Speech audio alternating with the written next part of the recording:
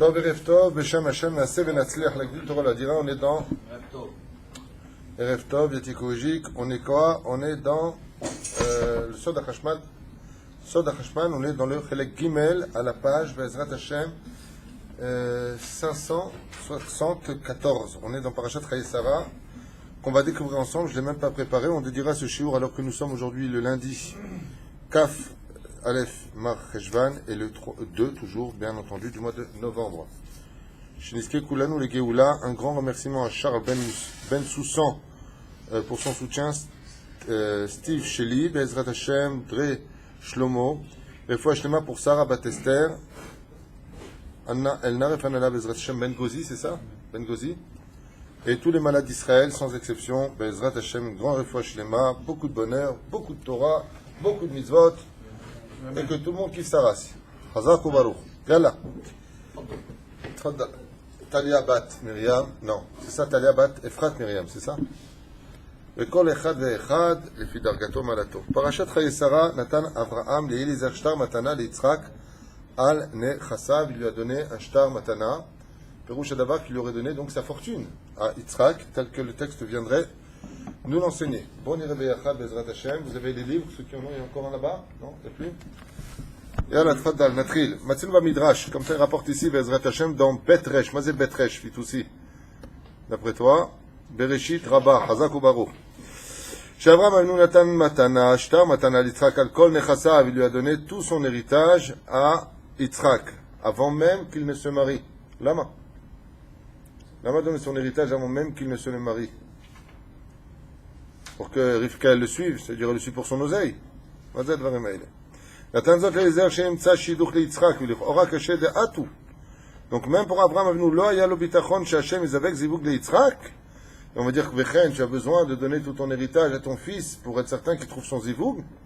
Alors on a déjà expliqué que celui qui marie les couples, comme raconte le Midrash, la Matronita, elle a posé la question, elle dit, mais qu'est-ce qu'il fait l'Éternel votre Dieu depuis qu'il a créé le monde? Alors le monde, il va selon un fonctionnement de logique. Dieu il a créé un monde avec des choukim.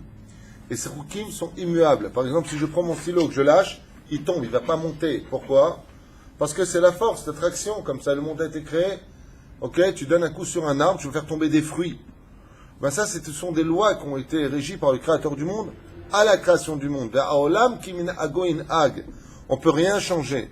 Donc elle lui a dit, d'accord, mais depuis que Dieu il a créé le monde, donc il a créé avec des lois. Maintenant que ces lois sont fonctionnelles, à quoi il sert Dieu? De quoi il s'occupe? Elle lui a répondu, mais avec Zivugim. Il marie les couples. Et en quoi ça c'est un chidouche? Pourquoi d'Afka des 613 mitzvot de la Torah, le créateur du monde, il a choisi qu'une mitzvah? Parce que c'est la mitzvah la plus difficile à faire. Non, le respect des parents est encore plus dur que de se marier. Parce que ta femme... Non, tu as dit c'est la plus difficile, là, Nachon. De marier des couples? Pour Dieu, c'est dur. Mamashlo. Mamashlo. Il n'y a rien qui est dur pour Dieu. Aval, même si la Gemara nous dit Caché Zivugam chez l'Israël qui kriyat Yamsouf, c'est aussi dur pour Dieu. Pourquoi Dieu c'est dur d'ouvrir la mer? Il y a beaucoup d'explications. Je peux faire un cours sur ça. Je veux simplement comprendre pourquoi ici Avraham Avinu il a besoin de donner sa fortune à Yitzhak pour qu'il trouve un shidour. Et sur ce, je faisais une parenthèse importante sur le fait de dire que la seule occupation depuis la création du monde où le monde fonctionne de façon naturelle par des lois naturelles qui sont immuables et inchangeables, si ce n'est que par le biais des Talmidei Chachamim qui tiennent la Torah dans leurs mains, car grâce à cette étude de la Torah, ils seront au-dessus de la nature, ce qui fait que même si la nature, elle empêcherait du vinaigre de faire luire la flamme pour Shabbat Kodesh, comme a dit Rabbi Hanan Mendoza, que le créateur du monde, qui a dit que ce soit l'huile qui fasse sur la flamme, eh bien ce soit du vinaigre qui fasse luire cette flamme. De la même façon, celui qui est la Torah, elle est au-dessus de la nature. Mais là, de façon générale, la nature, elle suit un système que si tu en lances une bombe, eh bien, ça fera un trou. Que si tu prends une pierre, te jettes sur une vitre, eh bien, ça va se casser. Ne t'attends pas à ce que ça ne se casse pas, sauf si c'est une vitre blindée. Enfin, quoi qu'il advienne, pourquoi d'après cette mitzvah-là? Parce que c'est la seule mitzvah de toute la Torah qui n'est pas dépendante de la nature, mais du travail de ta propre nature. Ça veut dire que les constructeurs de la création du monde ne sont que les couples. Tout dans ce monde va selon la nature des choses. Mais par exemple, si une femme insulte son mari, il ne serait pas de nature que son mari réagisse ou oui réagira. Ça dépendra de son travail des midot. Donc comme ce travail n'est pas fini, c'est le seul travail que Dieu n'a pas fini, mais avec zivugim. En d'autres termes, depuis la création du monde, la seule chose où Hachem il peut encore fabriquer des choses qui ne sont plus dépendantes de la nature, c'est quoi? C'est les couples. Parce que pour pouvoir se marier, il faut être capable de travailler énormément ses midot. Donc s'il a travaillé ses midot, il sera humble, il va travailler, il va trouver les mots, il va être psychologue, il va être pédagogue. Mais s'il n'a pas travaillé les mots, il va être dur, ils vont divorcer, ça va être le balagan, ça va être la guerre. La reine, Akadosh Baruch Hu, il a choisi cette mitzvah-là uniquement parce qu'elle n'est pas dépendante des lois naturelles de la nature. Ça dépendra maintenant de vous, le couple, comment vous allez vous construire. Donc ça appartient à Dieu. Et la question que pose ici le Sodach Hashman, c'est Ma'alecha Avraham Avinu la tête Sachar le Yitzhak Merosh Shtar Yerusha. En d'autres termes, tu lui fais un shtar, un contrat, de lui donner toute ta fortune. Du musulman. L'Ichora, apparemment, on pourrait dire que c'est un manque d'émouna. Chaz v'shalom. Ah ben, c'est ce qu'il veut dire ici le texte. Azboni Rebbe Echad. Omer. Il l'Ichora caché de Atu Avraham lo haya lo bitachon she'Hashem zavek zivug de Yitzhak bebeli she'iten lo nechasav. Tu avais besoin de lui donner ta fortune pour être certain qu'il se marie. Alors pourquoi il l'a fait? She'ela Tova. Bon, pour marier sa fille, la vérité, nous on s'en fiche. Hein. Si le mec il est riche, tant mieux. Aval ki 40, pourquoi il le fait? Et là, et il va encore plus loin dans le diyun de la question. On sait qu'Avraham Avinu pesait extrêmement lourd. Avraham Avinu possédait des millions de têtes de troupeaux. Il aurait suffi qu'il donne 1 million de bétail pour que son fils soit une fortune incommensurable. La gemme, il lui donne tout. Pourquoi il a tout donné d'après vous? Avant de continuer le texte. Bon à votre ksad beyachad. Pourquoi il aurait tout donné à lui? Pourquoi les chachamim ont-ils besoin de nous confirmer, de nous affirmer qu'il aurait donné à Eliezer un shtar de toute la fortune d'Avraham Avinu? Vraiment. Pour confirmer qu'il n'avait qu'un seul fils. Oh, Zekvar est fait. C'est ce qui s'est passé avec Alexandre le Grand. Les Ishmaélim sont venus voir Alexandre le Grand et ils lui ont dit, nous, on a aussi une part d'Eretz Israël. Alors Alexandre le Grand leur a dit, prouvez-le. D'où vous le prouvez? Ils ont dit de la Torah. Alors ils ont dit de la Torah, Vakasha. Ils ont apporté la Torah, il est marqué effectivement qu'Avraham a eu aussi un fils qui s'appelait Ishmaël. Et qu'est-ce qu'on dit les Ishmaélim? Il dit de cette Torah-là, plus loin dans les parachutes, il est marqué que le Bechor, il a une double part. Donc nous devrions avoir 2/3 d'Eretz Israël, et les Hébreux ne doivent avoir qu'un tiers d'Eretz Israël. Donc on va les jeter dans le sud. Qu'est-ce qu'il a dit Alexandre le Grand? Il dit aux Chachamim, donnez un argument. Alors ils ont dit, d'où est-ce que vous sortez vos preuves, aux Ishmaélim? De la Torah. Il dit, je prendrai cette même preuve de la Torah. Garesh et Ta'ama ve'et bena, renvoie-les, cette servante et son fils. Étant donné qu'elle a été appelée Ama, la mère de Ishmaël, servante, automatiquement, tout ce qui appartient au serviteur appartient au maître. Donc même si vous aviez raison dans ce domaine, toutes les propriétés d'Ishmaël appartiennent donc dans ce cas-là aux propriétaires. Mais c'est pas ce qu'ils ont répondu, ça c'est de moi, c'est d'une Gemara que je sors ça. Ils ont répondu de la même façon, c'est marqué qu'il l'a renvoyé dans le désert, et il ne lui a donné qu'un peu d'eau et un peu de pain, c'est tout. Tandis qu'à Istrak, il lui a absolument tout donné. Et pour cela, il ne peut pas y avoir d'héritage. Pourquoi? Parce qu'il a donné de son vivant. Il a fait son choix. Donc on a besoin dans la Torah, c'est ce qu'ont répondu les Chachamim à Alexandre le Grand. C'est comme une fille, elle n'hérite pas de son père, mais si son père de son vivant, il lui donne une maison, cadeau de ses propriétés, dans ce cas-là, ce n'est plus un héritage, ça devient un cadeau. Et regardez maintenant le texte. Alkan natan nechasav natan matana le Yitzhak. Ma perouche d'Ava, akol lo tatilo. Et qu'est-ce qui était la propriété d'Abraham, la terre d'Eretz Israël, donnée par Dieu? Donc Abraham Avinu a donné de son vivant l'héritage de sa fortune et de la terre que Dieu lui a donnée à qui? À Yitzhak. Et donc les Ishmaélim sont sortis avec la honte sur le visage, n'ayant pas d'argument. Alexandre le Grand, pour le jugement, leur a dit, vous avez 3 jours pour répondre, et ils ne sont plus jamais revenus. C'est d'Abraham, il y a un shir gadol, vegam al khatsi nechassav, anashim ismechou l'isdaveg, avec un 10% de sa fortune, n'importe quelle femme elle aurait accepté d'être mariée avec lui. Mais c'est quand même descendre, je trouve, la qualité du mariage. Car vous savez que tout celui qui se marie par intérêt ne portera jamais un mazal dans son couple. Tu te maries avec une femme uniquement parce qu'elle est belle, ça ne portera pas chance. Tu te maries uniquement parce qu'elle est riche, ou le contraire, parce qu'il est beau ou parce qu'il est riche, c'est pas un couple qui montera yafé. C'est-à-dire Umadwa la tête mechaim kol nechasav kematana. Pourquoi il a donné kematana? והרי מצאנו במשנה, במסכת ערכין, למקל הבא בתף ק"ח עמוד א', חייב אדם להיות חס על נכסיו. Un homme se doit d'avoir pitié de la fortune que Dieu lui a donnée. Ma perouche d'ava, doucement. Tu dois donner avec intelligence. Vois comment tes enfants vont évoluer dans l'argent que tu leur laisses. Ils font des boîtes de nuit avec. Tu vas donner de l'argent qui appartient à Dieu pour qu'ils fassent des avéros. Alors là, qu'est-ce qui se passe? Ils viennent et ils font un cadeau total. Abraham Avinu, il a donné toute sa fortune. Pour, dans quel but? Trouver une kala. Donc il y a un rapport dans les deux sens, on verra où est-ce que ça va. נראה לאברהם בוודאי לא היה ביטחון מושלם בשם, אבל הוא ידע שהאדם צריך לעשות השתלטות בשלמות. Il dit, בוודאי qu'Abraham Avinu, il avait une totale confiance en Dieu, même pas une émouna, un bitachon, shalem. מה זה shalem? Mais pas émouna, bitachon, shalem, ça veut dire qu'il ne comptait que sur Dieu. Alors pourquoi il a fait une telle chose? Et pourquoi donner toute sa fortune? Pour enseigner à l'homme que même si tu as une émouna de feu vis-à-vis d'Hachem, tu te devras toujours de faire le maximum de ta ishtadlut. La ishtadlut, peroucha davar, que tout ce qui est entre tes mains, tu dois le mettre en pratique pour atteindre le but. C'est ça. ואחר שעשה את ההשתדלות בשלמות, בוודאי השם יגמור בעדו. peroucha davar, comment ce travail, et laisse finir Hachem. Tout comme Hachem, il t'a donné un enfant qui est presque complet, finis le travail afin que la mitzvah t'appartienne. Et comme la mitzvah appartient du mariage à Hachem, c'est normal que ce soit lui qui la finalise, puisque Hachem mezavek zivugim, c'est Dieu qui marie les couples. Résultat des courses, Avraham Avinu fait le travail d'envoyer quelqu'un, de donner sa fortune, de faire le maximum de choses, et après il dit Hachem, c'est à toi d'amener maintenant la kala. Donc il va enseigner ici que pour le mariage, chayav liot ishtadlut shel ha'adam. C'est ça. אברהם ידע שעניין הזיווג ליצחק הוא הדבר החשוב ביותר עכשיו לעשות. Et qu'est-ce qu'il vient nous enseigner ici encore? Que la chose la plus importante dans la vie d'un homme, c'est d'être présent ou de participer, entre guillemets, sur l'acte du mariage. Qui sera celle ou celui qui continuera la prospérité de la famille? Qui est cette femme qui va rentrer maintenant sous le dé nuptial pour créer des enfants? Be'ezrat Hashem. Car Abraham Avinu sait que c'est la chose la plus importante au monde dans la vie d'un homme.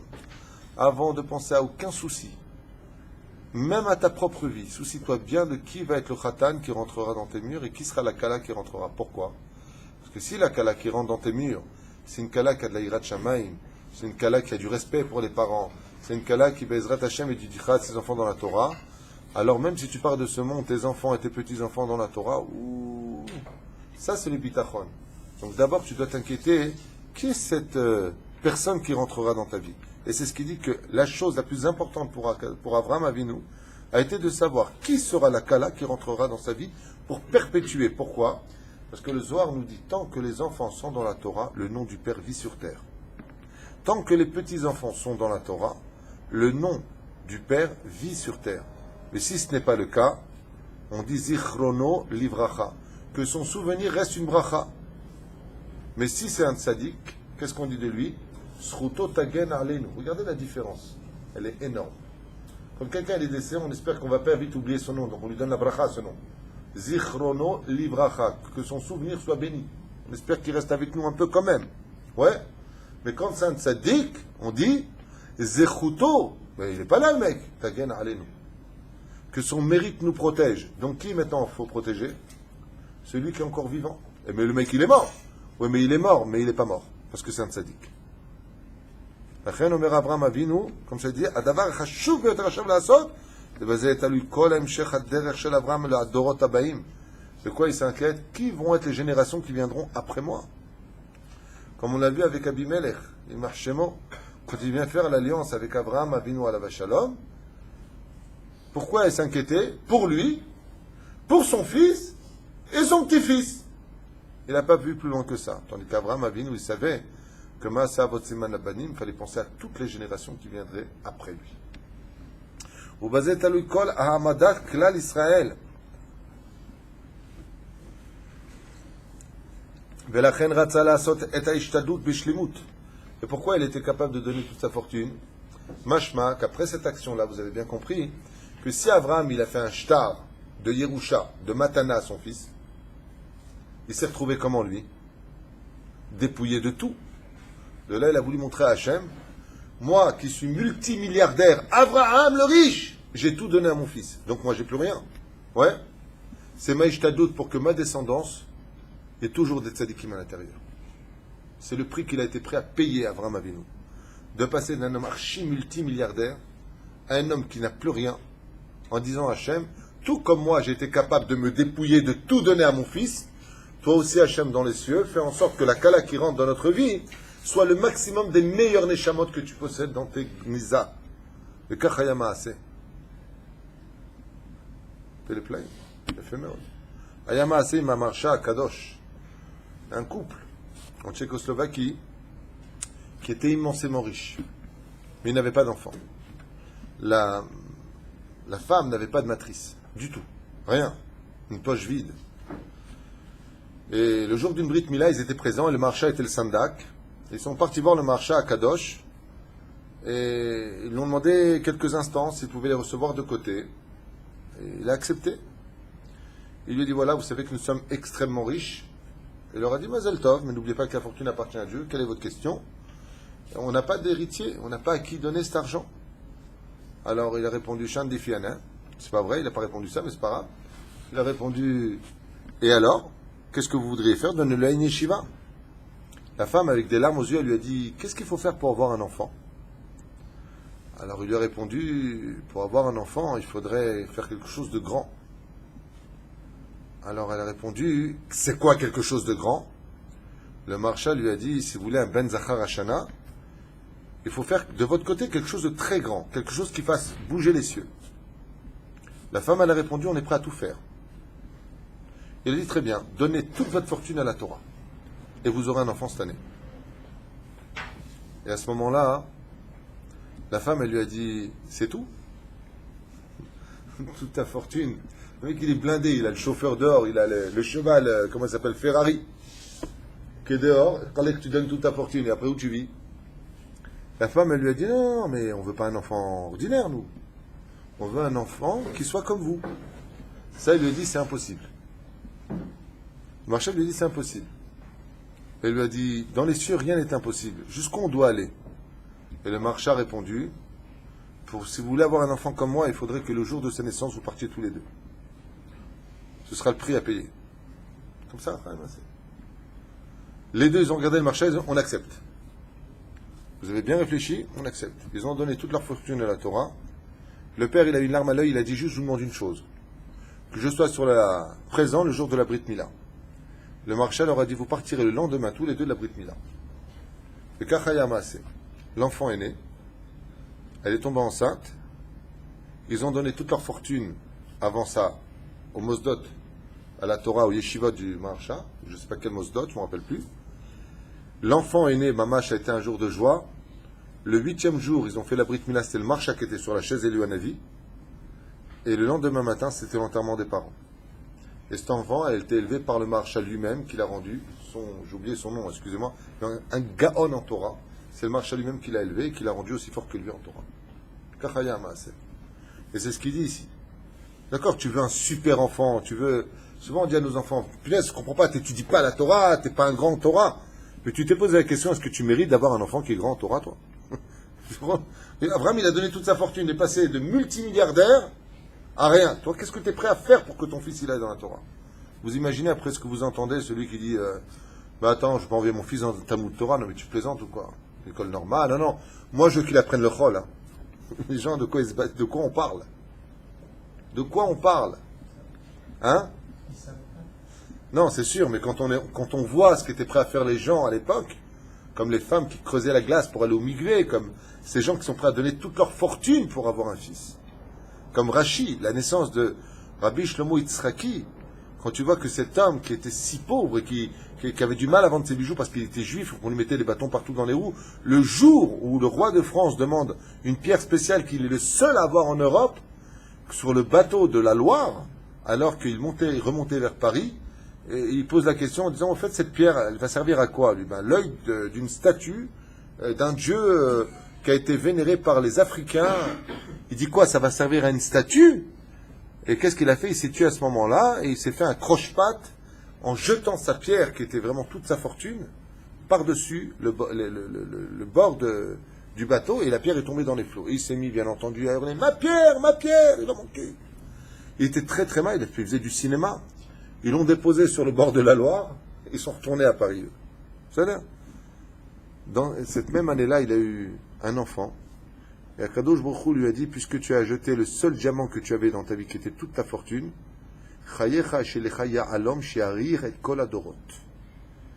puisque tu as fait un tel geste d'avoir jeté toute ta fortune pour pas qu'il y ait de la vodazara à cause de toi, je te promets que des entrailles de ta femme sortira un fils qui sera le diamant de toutes les générations. » Et de là, il est Rashi Akadosh. Un système comme ça, on a des Rashi, on a des Baletosafot, on a un Tzaddik. Moi, j'ai posé la question une fois au Rav Chaim Pirzon. Il était Kippas Ruga au début, il étudiait un petit peu la Torah, rarement, il m'a dit. Il était dans une école, même l'Artidati, et puis c'est après l'armée, il s'est rendu compte que la vie, ça passait très vite. Il a vu des soldats mourir autour de lui, et puis il est rentré dans une yeshiva, il a laissé tomber toutes ses hautes études, et puis après il est rentré au collège chez nous, et en l'espace de 7 ans, c'est devenu un posek halacha, 7 ans d'études. Il a étudié jour et nuit. Je lui ai dit, mais attends, c'est pas possible, je dois aller voir son père. Comment est-ce qu'un homme comme lui, il peut passer en 7 ans de rien à tout? Comment c'est possible? Alors j'ai été voir son père, et je lui ai dit, vous avez un mérite quelconque? Il m'a dit, rien du tout. Je lui ai dit, non, c'est impossible. On ne peut pas avoir un fils qui est posek halacha, qui remplace le Rav Yitzhak Yosef sur sa chaise pour faire des cours d'halachot, et vous n'avez pas de mérite, c'est impossible. Racontez-moi votre vie. Vous racontez ce qu'il m'a dit? Ouais, avec la pomme. C'est lui qui m'a raconté. Je dis, ouais, vous avez fait l'armée après en Israël, qu'est-ce qui s'est passé? Mais il m'a dit, en 1967, pendant la guerre, j'étais à côté d'un soldat, et on a pris une pomme parce qu'on avait très très faim, on avait très peur surtout, enfin moi, et il vient pour manger la pomme, et je lui ai retenu sa main. Je lui ai dit, non, il faut faire la bracha sur la pomme. Et en guise de réponse, il m'a donné une tarte, il m'a retourné la tête. Balèze, hein. Il lui a dit, tu me retouches encore une fois la main, ta tête, je la mets dans le mur. Apparemment un Tunisien. Qu'est-ce qu'il a fait? Il lui a repris la main, il lui a dit non, il faut que tu fasses la bracha. Il lui a remis une gifle. Au bout de la 3e gifle qu'il a reçue, il m'a raconté, hein, c'était Rechov Kachani, à Manativ. Il lui a dit, écoute, je veux faire ta bénédiction parce que ça a l'air d'être tellement important pour toi, j'ai pas envie que tu souffres. Qu'est-ce que je dois dire? Il lui a dit, dis Baruch, Ata, Hachem, Boré Periaet. Et je peux manger maintenant? Il dit, il ne faut pas parler. D'accord. Il lui a demandé pardon parce qu'il lui a rendu la joue, il lui a explosé les dents. Comment il m'a raconté? Il m'a explosé toute la joue. Je lui ai dit, Zé Asrut Shelcha. Zé Asrut Shelcha. Le mérite que tu as eu de faire une telle Messirut Nefesh, avec une telle pashtout, ça t'a donné un fils pareil. Mec, tu viens, tu fais une réflexion une fois, tu te prends une gifle, qu'est-ce que tu fais? Va crever, toi, et ta pomme. Lui, il lui rend, si c'est Hacher Salfati, lui, il lui éclate la tronche. Ouais. À mon avis, il fera pas la gifle d'abord. C'est bien. Sinon, si c'est un mec qui est calme, qu'est-ce qu'il va lui dire? Voilà, Dieu, j'ai fait ma ishtadout, on est en pleine guerre, il ne veut pas faire bracha, chaval. T'es un bon juif. Hein. Paf! Et il lui a dit, comme ça, il m'a raconté, il est simple, il lui a dit, je ne te laisserai pas manger cette pomme jusqu'à ce que tu fasses la bracha. Maintenant, je m'en rappelle. Il dit, bon, vas-y, c'est quoi ton truc? Qu'est-ce que je dois dire comme code? Il disait, ishtadlout, quelqu'un qui reçoit 3 fois une gifle pour que le nom d'Hachem soit prononcé, il mérite d'avoir un fils qui soit un fruit sur terre, un fruit sucré sur terre. Ah, il a tête mitzudo et kol asherlo velachen atan et kol nechassav. Il a voulu montrer à Dieu. Pourquoi il a fait ça? C'est Dieu qui donne la fortune. Il a voulu montrer à Hachem, moi j'ai donné tout ce que j'avais. Est-ce que toi tu es prêt à donner la meilleure des âmes pour mon fils? Vous voyez que Rivka, c'est pas Stam comme ça, elle est venue Rivka. Regardez, Ishtadlut d'Avram Avinu. ובזה נתן את כל יחסיו בגשמיות, הוא רמז שהוא מוכן לתת את כל כוחו. Je suis prêt à donner toute ma vie pour que mon fils il ait la meilleure éducation, la meilleure des épouses et que nos enfants soient éduqués sur le chemin de la Torah. Et ça pour Avraham Avinu c'était d'un tel niveau et d'une si grande importance que Akadosh Baruch Hu il a fait mourir 5 ans avant qu'il ait atteint les 180 ans. Il est mort à 175 ans. Pourquoi? Pour ne pas qu'il voie de ses propres yeux son petit-fils Esav quitter le monde de la Torah. Pourquoi Dieu fait une chose pareille? C'est ça le salaire d'Avraham Avinu. Parce que pour Avraham Avinu, mieux vaut pour lui mourir que de voir un de ses enfants qui n'est pas sur le chemin de la Torah. On ne parle pas de nous, on parle d'Avraham, ne l'oubliez pas. Nous, on voit nos enfants, c'est comme para alecha. C'est qui la goya à côté de toi? Tu te maries pas avec, bon, tu profites un peu, mais tu. Shem Ishmor. Allez, va, que ce soit Shem Ishmor. On est loin, l'assimilation de 2000 ans nous a rendu chèvres. Aval mitzad sheni, Baruch Hashem, יש הרבה חוזרים בתשובה, Baruch Hashem. וכל נפשו בשביל הדבר הזה, דומה דתניא, comme il est marqué dans le Tanya, שבממון של אדם מונחת כל נפשות הרוחנית שיגיע להרוויח ממון זה. Comme dit le Baal Tanya, il dit comme ça, שבממון של האדם, dans l'argent qu'un homme a travaillé dans ce monde, מונחת כל נפשו se trouve toute sa vie, החיונית, dans l'énergie de sa vie qu'il a mis dedans, שיגיע. L'Arbiach Mamonze, un homme, comme on dit, quand tu lui prends tout son argent, il a l'habitude de dire tu m'as pris ma vie. De là, Abraham, il a voulu montrer qu'il était prêt à donner sa vie pour que son fils épouse une femme digne de lui. La reine Ikra Mamon Beshem Damim, Bilshon Dama Nefesh. Elle a expliqué l'argent, ça se dit Damim, l'homme, le sang, ça se dit Damim. Au bazem, Unachat Kol Nefesh Veratza Abraham Le'arot Klape Shmaya, Shu Moseret Kol Nafsho. עבור ההשתדלות לדבר הזה שהיה הדבר החשוב ביותר אצל אברהם באותו הזמן, pour nous montrer tout cela. Pourquoi est-ce qu'il a fait cela?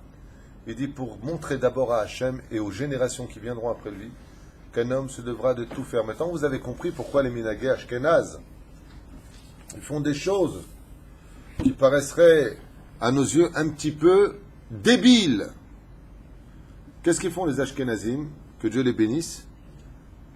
Quand leur fille elle est à l'âge de se marier, ils ont des contrats de mariage. Moi j'en ai déjà fait quelques-uns, je vous dis la vérité. Tu as l'impression d'être dans la 10e dimension.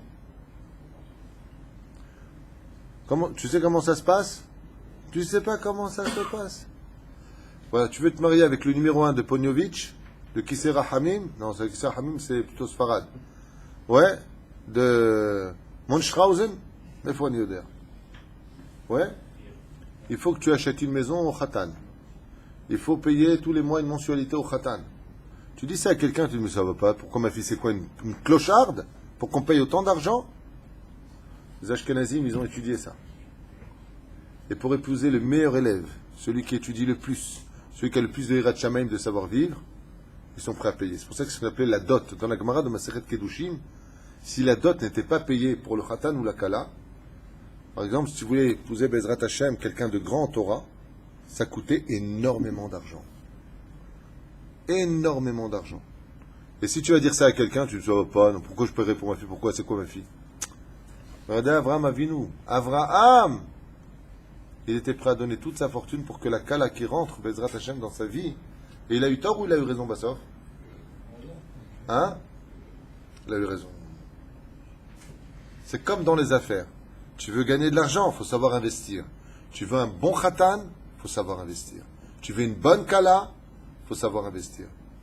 Ayamase Behad, par contre, Chazal, un homme qui avait une fille dont la beauté n'avait pas son pareil, elle avait 18 ans, elle était en âge de se marier, et lui c'était une très très très grosse fortune en gaz et en pétrole. Très grosse fortune.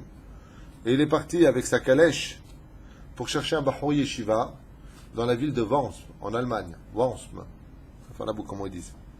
C'est-à-dire, là-bas, il y avait 450 élèves, 400 élèves, parmi les plus érudits de toute l'Europe.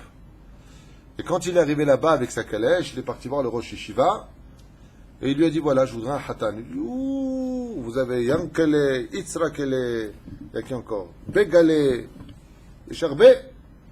Il a dit, non, non, non, non, non, non, non. Je veux celui qui sera capable de répondre à ma question. J'espère que c'est une bonne question, parce que c'est des shows ici, en Torah. Et il est venu, il a dit, voilà, celui qui sera capable de répondre à ma question, héritera de toute ma fortune et épousera ma fille. Comme c'était de Sanoua, il n'a pas montré sa fille, mais il a dit, je vous le dis, ma fille n'a aucune maladie, Isha Tova, Vegam ya femme et od.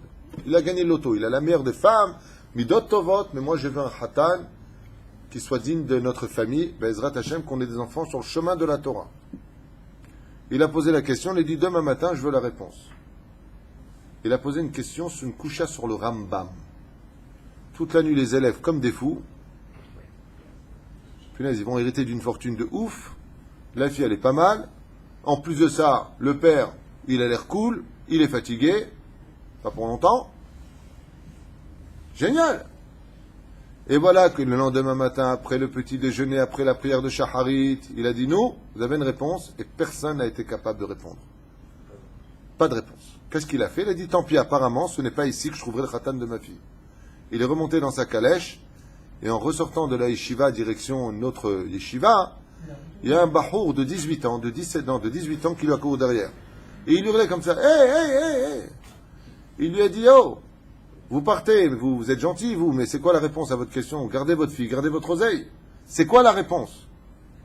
Alors il a fait demi-tour à la yeshiva avec lui, il a dit, c'est lui que je veux comme khatan.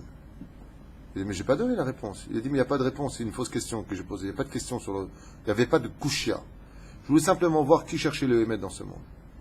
Eux, ils sont partis, ils n'ont pas posé la question, mais c'est quoi la réponse?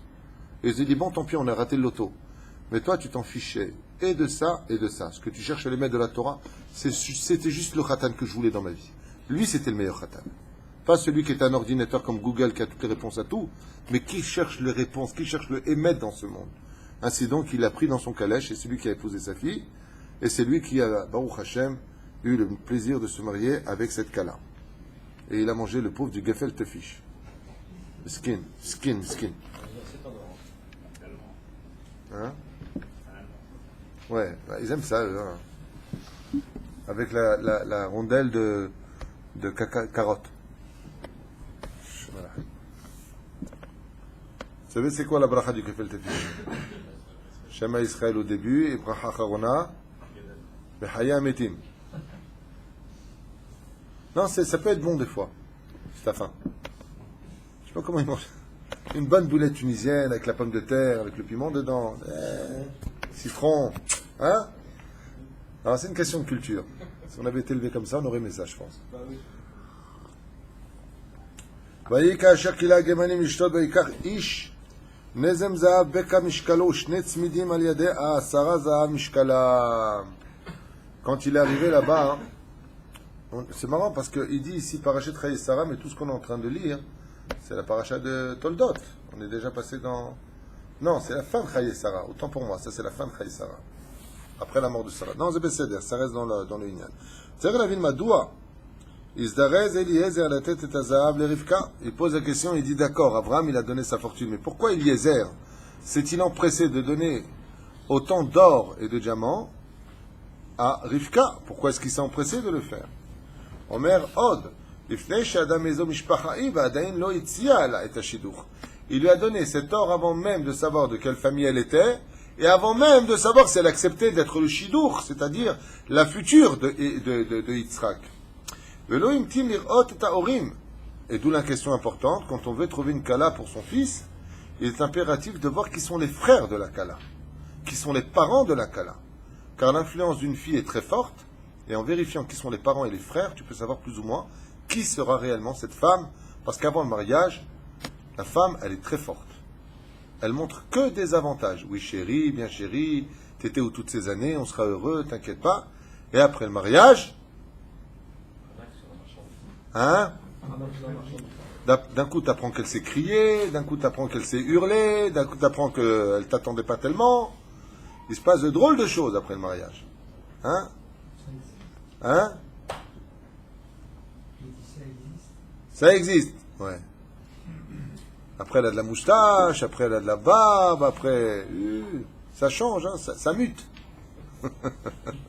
Les pauvres. Et ça vous fait rire, vous. T'es pas marié, toi? T'es marié? Ton nom? Pas de moustache.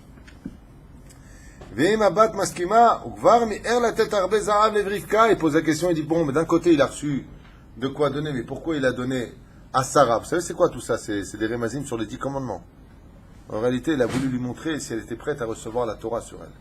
C'est pour ça que je dis très souvent dans les couples, quand il y en a un qui est religieux, qui est shomer mitzvot, et que l'autre qui n'est pas shomer mitzvot, ne commettez jamais l'erreur de dire après le mariage, je serai Shomer Shabbat. En général, ce qui se passe, je dis bien en général, ce qui se passe, c'est que celle qui était Shomer et Shabbat devient Mechalel et Shabbat. Avant le mariage, il faut régler ses problèmes, et c'est ce qu'il dit ici. Il lui a donné d'abord les simanim de Asara Za'av Keneged Asara Tadibrot. 10 pièces de comment on appelle ça, non? Des bracelets, des trucs et machin chouette, en remesse des 10 commandements. Est-ce que tu es prêt à prendre sur toi les 10 commandements?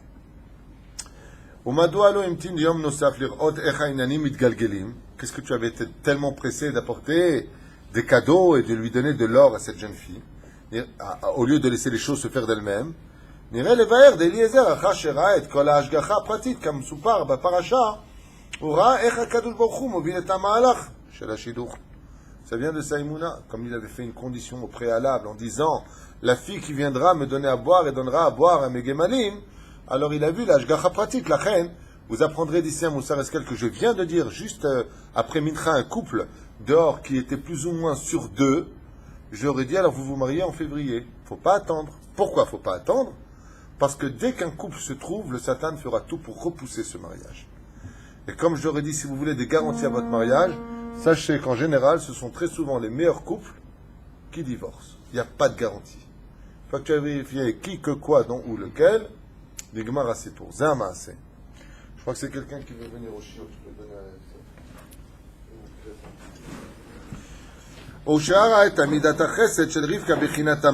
quand il a vu le chesed, donc quel mida il a cherché chez cette femme? Hein? Le chesed, une épouse pour mon fils. Si vous voulez trouver une bonne épouse, avant de voir si elle est religieuse, si elle a des yeux en amande, si son père, il s'appelle, comment il s'appelle? Richard. Son frère fortuné, sa mère fortunée. Ouais. Et son fils prospère. D'abord, vous regardez si elle a, Baruch Hashem, du chesed. Faites très attention à cette nekuda. C'est très dur quand quelqu'un, il épouse l'oralim, il y a des femmes comme ça, que Dieu nous protège d'elles. Il y a des femmes qui disent, ma mère, elle vient dormir à la maison, mon frère veut venir dormir à la maison, ou tu veux inviter des gens? Ah non, non, je veux personne chez moi. C'est leur maison, c'est des musées c'est du musée. C'est tout beau, mais personne ne peut venir.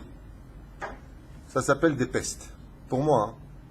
C'est une maladie. J'appelle ça une maladie quand j'ai les kafsrout. Pourquoi, comme disait Chachamim, Misha'in Sarah. Aval Baruch Hashem. Il y avait une femme, que Dieu l'a bénie, je ne sais pas ce qu'elle est devenue, mais en tout cas, j'espère qu'elle est toujours parmi nous, une grande, grande sadéquette. J'ai oublié son nom. C'est la femme d'Anna Gage. Que Dieu lui donne une bonne refouach les mains. J'ai oublié comment elle s'appelle, sa femme. Femme extraordinaire, exceptionnelle. Et en quoi elle est exceptionnelle? Elle disait à son mari, le Shabbat, il y a toujours une grande table. Tu viens de la synagogue, il partait lui avec son fils Ilan, sa fille Yael, Bechoulé. Tous les Shabbats, il revenait avec 5, 6, 7 personnes. Sans prévenir sa femme. Parce que dans les conditions de sa femme, il avait intérêt à ramener des invités. Il avait, lui, intérêt à ramener des invités. Moi, je me rappelle, la première fois qu'il m'avait invité, c'était au Tournelle. Je lui ai dit, mais attends, tu ne préviens pas ta femme, tu ne vas pas te prendre une casserole sur la tête. Il m'a dit, mais ma femme, elle me tue si je ne ramène pas du monde. Et effectivement, il n'y a pas eu besoin de rajouter d'assiette. Elle attend les invités. Elle lui dit, tu vas à la synagogue, tu me ramènes des invités. Fatigué ou pas fatigué, enrhumé, pas enrhumé, mal de tête, pas mal de tête. Dès qu'elle voyait du monde, elle ouvrait la porte comme ça avec du monde, le sourire sur son visage, que Dieu la bénisse. Je n'oublierai jamais son accueil. Extraordinaire. Comment tous les Shabbats. Tu fais où Shabbat? Viens. Comme ça, viens. Viens, je rentre pas chez moi, viens. Extraordinaire. C'est Isha et cette minaklal. Mais tu as d'autres femmes, que Dieu les bénisse.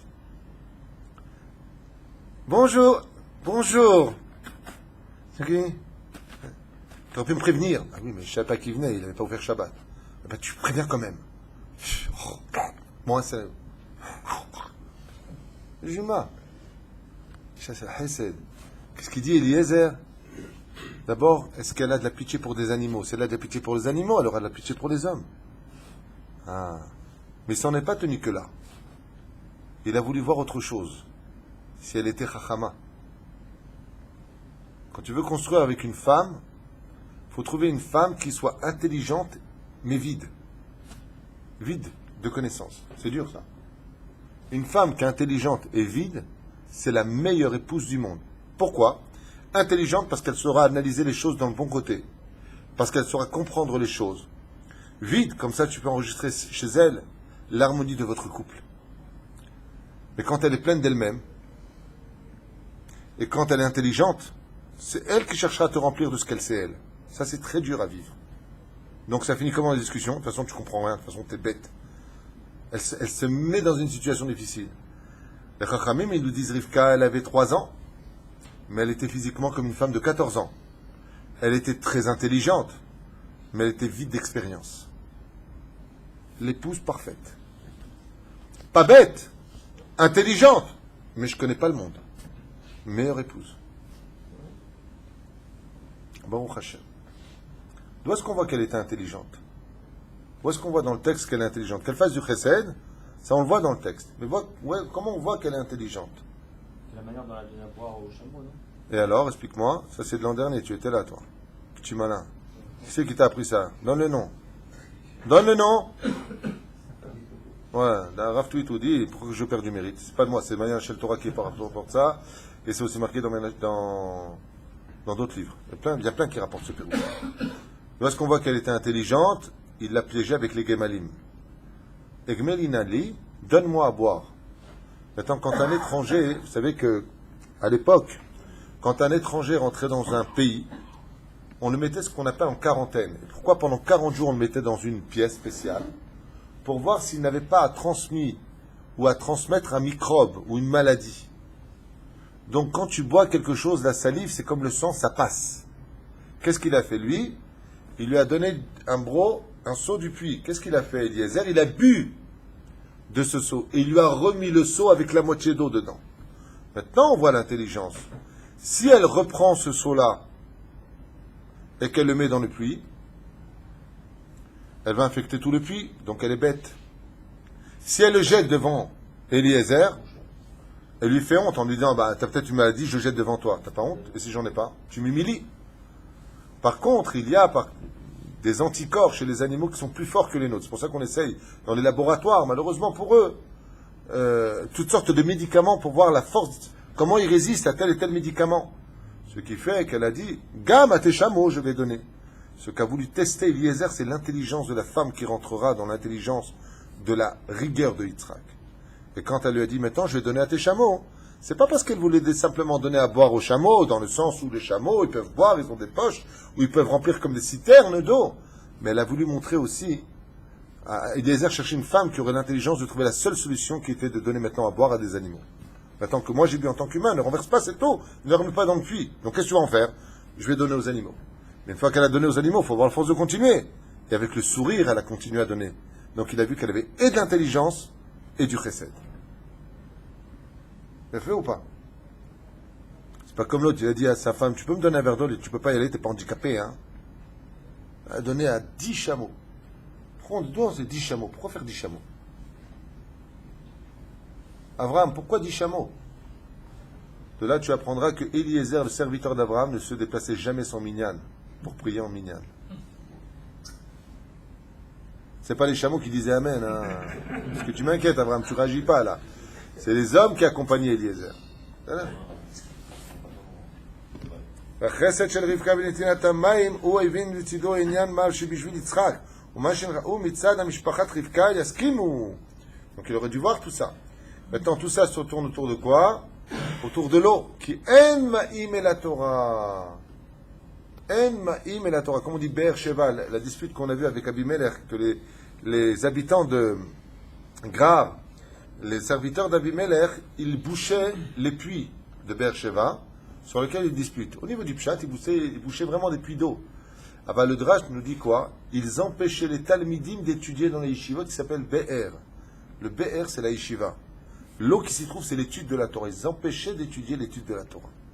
Parce qu'ils savaient, à l'époque de Grar, d'Abimelech, que par le mérite de la Torah, ils conquéreraient Eretz Israël. Comme c'est marqué dans la parashat Bechukotai. Im Bechukotai telechu ve'et mizmotav tishmeru va'asitem otam. Je vous donnerai la terre d'Israël dans la paix. C'est ni Bibi Netanyahou, ni personne qui donnera la paix. Il dit, c'est moi Hachem qui décide. Les Arabes, la guerre, tout ce qui se passe, c'est moi qui décide. Et ce thermomètre va selon le potentiel de l'étude de la Torah. Appelez le Rav Ovadia Yosef, quand on avait été attaqué, c'était pendant les vacances des Ben Azmanim. Regardez les Arabes ce qu'ils attendent.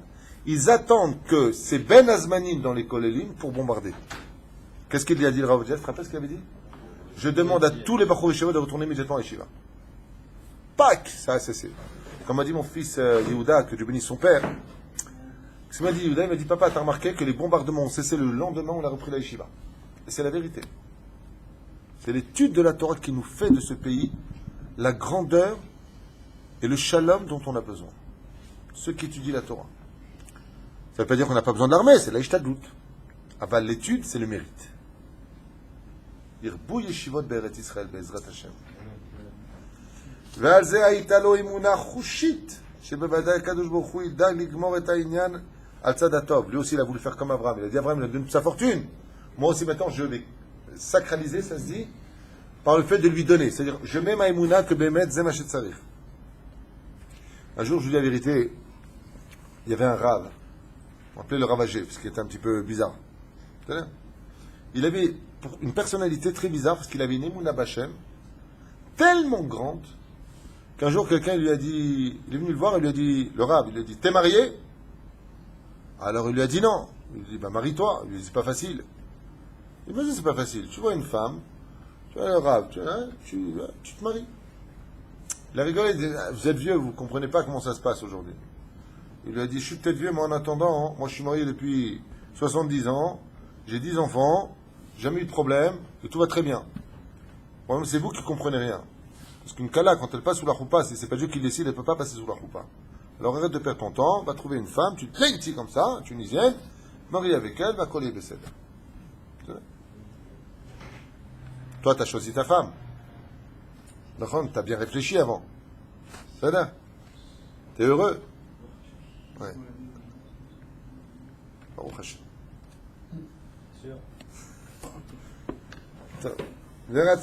Tu prends la main, je veux dire une chose. Tu prends 10 couples. 10 couples. Tu les prends en rendez-vous privé. Tu lui dis, voilà, si c'est ta affaire, tu le referais. Sur 10 couples, toi-même tu viens de répondre. Je ne donnerai pas ton nom. Sur 10 couples, ouais, tu en as 11 qui disent non. Je ne vous parle pas de ce que je pense, je vous parle de Shlom Bayit. Sur 10 couples qui se sont mariés, maintenant ils sont mariés, c'est leur femme. Mais tu vois là maintenant, j'ai une machine. Tu retournes en temps arrière, il n'y a pas d'enfant, tu reviens à l'âge de. Tu te remaries avec elle? Rare sera la réponse oui. Mais on fait avec. Donc qu'est-ce que tu matam botkim, kolkar botkim. On sait savoir par le beau regard, par le. Et après, qui c'est qui débarque? La belle-mère. Voilà. Baruch Hashem, que Dieu les bénisse, nos pauvres belles-mères. Quand on a besoin d'oseille, ils sont là, les beaux-parents. Quand on a besoin, ils sont là. Et quand ils débarquent, ils sont là. ורצה להראות את אמונה בחוש, ולכן נתן את הזהב וכבר עכשיו כדי להראות בחוש את האמונה, להראות שהוא מוכן לתת זהב מכוח האמונה זו. Et d'où est-ce qu'il veut montrer ça? Il a montré tout simplement le domaine de האמונה. והוא אכן דותר בקדוש ברוך הוא כשם שהראה את עכשיו את רצונו שידור זה, כך ידאג לגמור את העניין. הצד הטוב. Il dit comme j'ai commencé la mitzvah Hashem, maintenant c'est à la finir. Donc il a provoqué la destinée du mariage. וכן הכתוב והסימן נזם al apa, gematria emuna. C'est pour ça qu'il nous dit ici, le Soda Hashmal, il a mis le nezem. Le nezem, c'est, avant les boucles d'oreilles, elles ne se mettaient pas simplement là, elles se mettaient ici. On appelle ça le nezem. C'est là? Il y a qui disent comme ça. Si vous faites la gematria, vasim un nezem, he, nun, zain, mem. Gematria, emuna. Donc on a vu ici qu'il a accroché sur elle la emuna. Là, vous avez compris une chose, c'est que dans les mariages, il faut avoir de l'aïmouna pour se marier. Si tu es ma'amine que cette femme est ta femme, l'aïmouna sera suffisante, Bezrat Hashem, pour te permettre de supporter cette vie de couple qui n'est pas évidente, surtout dans une génération comme la nôtre. Donc, qu'est-ce qui a fait le shidur de Yitzhak, qui dit ici? L'aïmouna. Pour Abraham, l'aïmouna. Pour Eliezer, l'aïmouna. pour Rivka qui va suivre Eliezer, alors qu'elle ne sait pas où elle va, ni quelle tronche il a Yitzhak, qu'elle ne connaît pas son futur mari. Il faut vachement d'Emouna pour dire, ok, je me marie avec un mec que j'ai jamais vu. Bekoach Haemouna. Vachement d'Emouna. Il y a un peu trop peut-être. Non. Mamash lo. Akol nesa po be'emouna. Le roi HaKodesh va venir chez Yitzhak, chez Rivka, au moment où Rivka, elle va voir Yitzhak. Et le pire de l'histoire, c'est que c'est Rivka qui ne va pas vouloir de Yitzhak. Et qui se misait à l'Aïch Hazé. C'est qui ça? Rivka estimait que Yitzhak, du premier regard, n'était pas digne d'elle. Pourquoi? Parce qu'elle a vu de Yitzhak un rachat qui sortirait. Alors qu'en réalité, il vient d'elle. Il vient de non-sroutavot. Elle est tombée du gamal à cause de ça. Et elle s'est couverte. Mais elle s'est couverte, elle a couvert l'histoire. Elle a vu Esav, qui viendrait de Yitzhak. Elle a dit quoi? Alors, l'homme que je vais épouser, il n'est pas digne de me couvrir d'un fils qui serait rachat comme Esav? Un cachet, mais la reine, elle a couvert sa honte. C'est pour ça que Rivka, le jour où elle est morte, elle s'est enterrée toute seule, pour ne pas que Esav soit au courant de la mort de sa mère et qu'il vienne accompagner en disant, quoi, Esav, c'est le fils de Rivka? Mirov Boucha. Tellement elle a eu honte d'avoir un fils pareil. Shem Ishmo. וכן הוא בספר דורשי רשומות, בשם תוספות השלם הכתוב, ויהי כאשר כאילו הגמלים לשתות, et qu'est-ce qu'il y a marqué là-bas? Et il fut quand les chameaux eurent fini de boire, si vous regardez bien les initiales, Kila Agemalim Lishtot, Kaf, He, Lamed, les initiales forment les lettres du mot Kala, qui veut dire marié. À partir du moment où elle a mis le Chesed, donc vous avez compris que la Khatima, le tampon de la Kala de Yitzhak, Bezrat Hashem, ça a été quoi? Le Chesed. C'est la première chose que nous dit la Gemara. Si tu cherches une femme pour ton fils, épouse une fille qui a de beaux yeux. Vas-y, elle a des beaux yeux. Je me rappelle quand j'étais petit à la télévision sur FR3, il y avait des pubs des beaux yeux de femmes comme ça qui passaient les uns. C'est ça des beaux yeux? Mais non. Des beaux yeux, Pérouche Adavar, qu'elle a toujours du Chesed. Quand elle voit un pauvre, elle dit à son mari, donne une pièce. Ou le pauvre, il n'a pas offert Shabbat, amène-le à la maison. Ça s'appelle une femme parfaite. Une femme qui a du Chesed comme ça, tu peux être certain que les enfants, ils seront bons. Et quel rapport? Comment on peut définir qu'une femme qui a du Chesed, elle sera automatiquement bien? Rabbi Moshe disait toujours, sache que quand le cœur d'une personne est bien, c'est le roi des rois lui-même qui s'occupera du Sateshuvah. Il fera Teshuvah automatiquement. C'est la vérité. Toutes les personnes que j'ai connues avoir un bon cœur, on fait Teshuvah tôt ou tard. Mais s'il y a des personnes qui sont rois à lèvres, et les gens ne sont pas bons, ils n'ont pas un bon cœur. La Teshuvah chez eux, elle est très difficile d'accès. Parce que pour mettre du lait, il faut que le verre il soit propre. Et un cœur propre, c'est le verre qui est propre. Alors Dieu, il verse le lait Zavat Halav ou de vache. Il faut avoir un cœur qui est pur. C'est très important d'avoir une femme, pas qui va critiquer tes parents, va critiquer tes frères, va critiquer la maison, jamais contente. Tu m'as acheté un bijou, tu as acheté mieux à ta mère. Elle va crever, tu nous saoules. Hazve shalom. J'ai dit va crever. Il y a des gens, ils se vexent quand je dis Aura, vous avez dit va crever. Chez nous, ça veut dire va mourir en tunisien. C'est juste un synonyme, hein. C'est pas dramatique. Valperou Shadavar. Non, c'est une fois quelqu'un qui m'a dit vous avez dit va crever. J'étais choqué pour lui. J'ai rien dit de mal, hein. Crever. On ne peut pas avoir l'amour de Dieu si on n'a pas l'amour des autres. Si on n'a pas le. On n'a pas l'amour de non, Dieu. Je veux dire, si on n'aime pas son prochain, je pense que c'est a priori difficile de faire chose. Je vais changer la phrase, ça vous dérange pas? Oui, ça. Voilà, très bien, ça fait plaisir. Je dis, moi par contre, de mes livres, et non pas de moi, qu'il est impossible d'atteindre Dieu et d'aimer Dieu si on n'est pas capable d'aimer et d'estimer le peuple d'Israël. C'est tout. Les battements du cœur qui mènent à la compréhension divine doivent automatiquement passer par la notion de la nation juive. Si on n'est pas capable d'aimer le peuple d'Israël, en aucun cas, je vous l'affirme, on atteindra la compréhension du divin. Parce qu'Akadosh Baruch Hu ne se sépare jamais du peuple juif. Kutsha berechu, Israël ve Torah, Oraita chad'u. Basé chad'u, ils sont indissociables. Si tu ne trouves pas la Torah, si tu ne trouves pas le peuple juif, tu ne peux pas trouver Hachem. Parce qu'en réalité, Dieu est caché derrière la Torah et l'histoire de notre peuple. C'est pour ça qu'il faut faire très attention quand on parle de notre peuple, le peuple juif, qui est un peuple qui traverse l'histoire et qui commémore constamment les miracles divins par lesquels Akadosh Baruch Hu intervient constamment. Alors on peut trouver Akadosh Baruch Hu. Tout comme de l'autre côté, dans un couple, un homme qui ne respecte pas son épouse, un homme qui cherche Hachem doit à travers son épouse la chercher. D'où l'importance, Bezrat Hachem, d'agir en conséquence.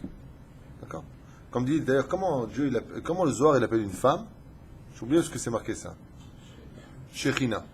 Et si elle est Bidar Keke, Shechene.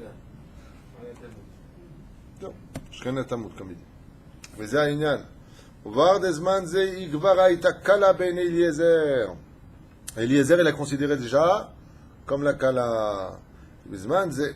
Hashem Sefer Vaysaper Moshe Vakatu Vayomer Bat Mi'at. C'est pour ça qu'il lui a dit de qui es-tu la fille? Il dit Gematria ou Aya Batuar qui Itzliach Hakadosh Baruch Hu Darko, c'est la même Gematria de. Il était sûr que Hachem avait déjà tamponné la réussite du zivug, du couple de Rivka et de Yitzhak. Lachem Bezrat Hachem, aujourd'hui, grâce à Dieu et grâce à Eretz Israël, je dis bien grâce à ces deux notions, il y a une espèce de malédiction qui a quitté enfin nos bouches. C'est cette notion de dire elle est marocaine, elle est tunisienne, elle est algérienne. Baruch Hashem, Bezrat Hashem, nos enfants ne connaîtront plus ce malheur, en tout cas je l'espère, de faire ces ségrégations en disant ou en pensant que les Marocaines sont plus dures que les Tunisiennes sont moins fortes que les Algériennes, et ainsi de suite. Nous, on est venus de cette éducation. On vient de la galoute, c'est une notion de galoute, de penser que celle-là, elle est mieux que l'autre. C'est pas vrai. Il y a des femmes tunisiennes qui sont superbes, il y en a d'autres qui sont terribles. Il y a des femmes marocaines qui sont très gentilles, il y en a d'autres qui frappent. Il y a des femmes algériennes qui savent très bien cuisiner, d'autres pas du tout. Kol wahad ul mazzalosh. De Lyon et de Paris. Non. Aval, c'est vrai qu'on a grandi dans une espèce, excusez-moi de le dire, de racisme. Ouh, ta fille avait épousé un Tunisien, c'est des Arabes. Ou elle va un Marocain, elle aime Masechet Makot, elle va prendre des coups. Ou c'est un Algérien, ils sont très très très durs les Algériens. Mais pourquoi les Tunisiens ne sont pas durs? Mais ça, je touillote. Alors c'est des critères, des étiquettes qu'on a mis. Que les Marocaines sont très dures, les Marocains ils sont très durs. Mais ça, je touillote. Ouais, mais marocaine. Tov. Mais Ezrat Hashem Eretz Israël, en tout cas, elle enlèvera cette espèce d'épidémie, parce que nos enfants, ils ne connaîtront pas cette notion de marocaine, algérienne, tunisienne, mitzrite, ils ne connaîtront pas ça. Aujourd'hui, grâce à Dieu, si je peux me permettre de dire quelque chose de choquant, l'histoire d'un peuple juif de Galoute est mort pour laisser naissance, Bezrat Hashem, à une nation hébreu qui vient de renaître. Et cette notion-là, Bezrat Hashem, effacerait un petit peu cette espèce de racisme de nos propres familles, en disant celle-là elle est comme ça, c'est une sorte de catégorie. Tu ne sais pas ce que tu retrouveras. Il y a des familles marocaines très accueillantes, très agréables, à qui a une très belle éducation, et l'homme est vécu très heureux. Les familles tunisiennes, c'est pareil, les familles algériennes, c'est pareil. De penser que l'une et l'autre, ça dépend de l'éducation. Moi, je connais des Tunisiennes, elles sont koha plus de 10 millions de fois plus que des Marocaines. Bon, leur mère était marocaine, mais pas le père. C'était une blague. Et elle a coltou. Rabbi Hanania ben Akash אומר, j'arrive, רצה הקדוש ברוך הוא לזכות ישראל, יפרח רכבה להם כל המזות, שנאמר אדוני חפץ מצחיקו יגדיל תורה וידיח.